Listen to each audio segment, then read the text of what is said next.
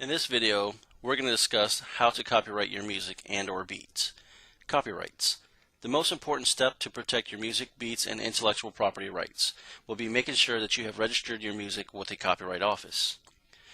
What is the definition of a copyright? A copyright is the exclusive right granted by law for a stated period, usually until 70 years after the death of the surviving author of the work, to make, dispose of, and otherwise control copies of literary, musical, dramatic, pictorial, and other copyrightable works. The exclusive right is set forth in the 1976 Copyright Act, Section 106. Now, the law says that copyright is secured automatically when the work is created, and a work is created when it is fixed in a copy, and that your music actually has a legitimate copyright as soon as you can get your song or music fixed into a tangible format expression. This just means that you either need to get your song recorded into some type of recorder, or get it written down or logged in some type of record file. But to truly protect yourself, along with some very great advantages and benefits that are backed by the U.S. government, it's best to register your music with the Copyright Office. By registering your music with the Copyright Office, you will not only have a better record of proof that you are the owner of the music, but you will also get certain rights when it comes to lawsuits and benefits for you if you make a claim for copyright infringement, just in case someone uses your music without your permission or the right to do so. Alright, how to register your song or beat.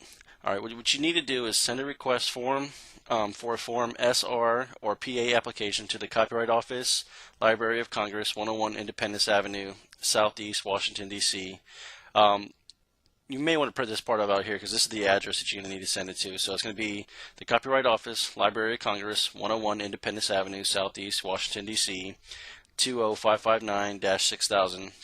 Or you can actually go to the website, which that's the way that I do it here, by visiting www.copyright.gov.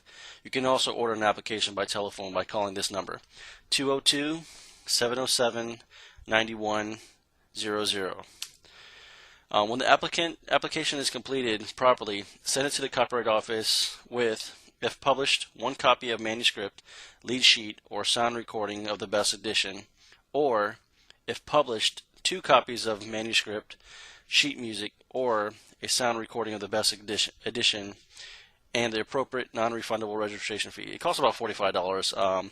I don't know if the fees went up or not at the time, but as of today, it's $45, and you can make the checks payable to the Register of Copyrights. Mail everything back in one package to Library of Congress, Copyright, 101 Independence Avenue, Southeast, Washington, D.C., 20599-6000, and you're going to make the payment to Register of Copyrights. Now, the wait time for the application processing and getting your certificate back in the mail is kind of long. It takes a few months. The copyright we received it probably about 7 months, 6 to 7 months. So usually they say the turnaround time is about 5 to 6 months. But your song is actually registered as soon as the Copyright Office gets your package. You know, as long as everything's correct in there, you give them the fee, it'll be copyrighted immediately. But as far as you getting your certificate back, that's what you got to wait for. So no worries. As soon as they receive it and everything's fine, your song or your project is copyrighted. All right. The Form PA, Form SO, SRSO, which one should you use? On the Form PA, for published and unpublished works of the performing arts, musical works and dramatic works, pantomimes and choreographic works, motion picture, and other audiovisual works. Used Form PA, which is the performing arts form, musical composition that are recorded on a disc or cassettes or works of the performing arts, and should be registered with the performing arts. So that's what the PA is performing arts. And I do apologize for the speediness of me doing this. I'm actually about to head out to the door in a little bit, but I want to make sure you guys have this. Let's say, for example, on this performing arts form, let's say that a writer, big producer Johnny, writes a song, words and music called "Lost in Your Smile." Although he may have recorded it, if he is only interested in just registering the song work, you know, the underlying or musical composition of it, but not the actual recording, then the Form PA should be used. The Form SR for a sound recording is for published or unpublished sound recordings. You're going to use the SR form. So jot this down somewhere so you'll remember this. But Registration for a sound recording alone is not the same as a registration for musical, dramatic, or literary work that has been recorded. So the Form SR is used for registration of the particular sounds or a particular recorded performance.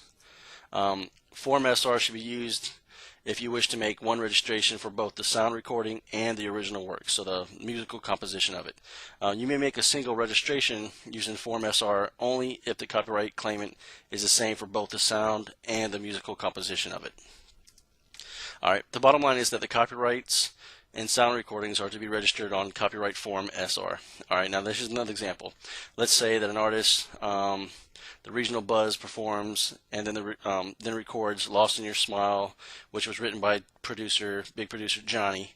After the artist, Regional Buzz, gets permission, clearance, and a license from big producer Johnny, if Regional Buzz wants to submit the recording form for copyright registration, then the Form SR should be used. If you're the owner of both the song composition and the sound recording of a particular song, you can just use the Copyright Form SR to register both of these separate elements as one registration. This is sometimes normal when it comes to producers who write their own music and then record it as a production. Alright, sounds accompanying a motion picture or other audiovisual work should not be registered on the Form SR. You may also file multiple songs as a collection of songs. So that's pretty much the basic of copyright. I give you the address where to go to, what kind of forms, what examples of how you should use it, and whatnot. So I just want to thank you guys and just let you know this was brought to you by the people that show you how to get your music listed and sold on iTunes. You can visit them at howtosellyourmusiconitunes.com. That's howtosellmusiconitunes.com. Y'all have a good one. Thank you.